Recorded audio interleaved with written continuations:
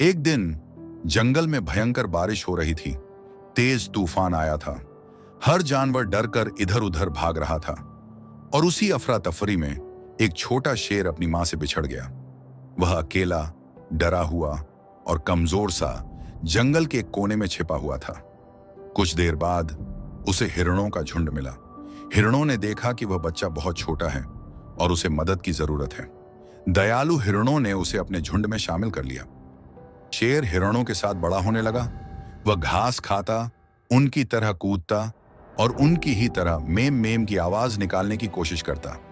उसने कभी दहाड़ना नहीं सीखा क्योंकि उसे लगता था कि वह भी एक हिरण है।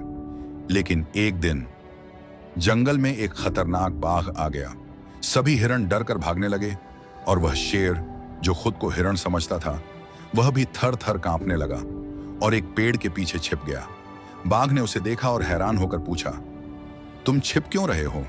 तुम शेर हो, राजा हो जंगल के। शेर ने कांपती आवाज में कहा, नहीं, मैं तो हिरण हूं, मुझे मत खाओ। बाघ को यह सुनकर बहुत आश्चर्य हुआ।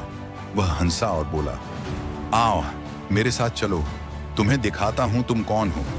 फिर बाघ उसे एक तालाब पर ले गया। बाघ ने कहा, पानी में देखो, ये तुम्हारा असली चेहरा है। शेर ने पानी में झांक कर देखा और वह चौंक गया। उसे वहां एक शक्तिशाली, खूबसूरत शेर दिखाई दिया। बाघ ने कहा, देखो, तुम हिरण नहीं हो, तुम शेर हो, तुम जंगल के राजा हो। शेर अब भी थोड़ा डरा हुआ था। उसने कहा, लेकिन मुझे तो शेर बनना आता ही नहीं।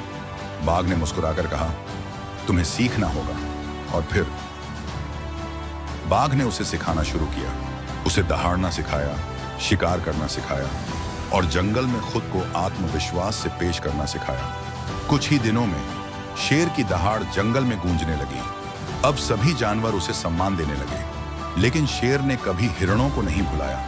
वह वापस उनके पास गया और कहा, आपने मुझे पाला, मुझे प्यार दिया, अब मैं आपका राजा हूं और हमेशा आपकी रक्षा करूंगा।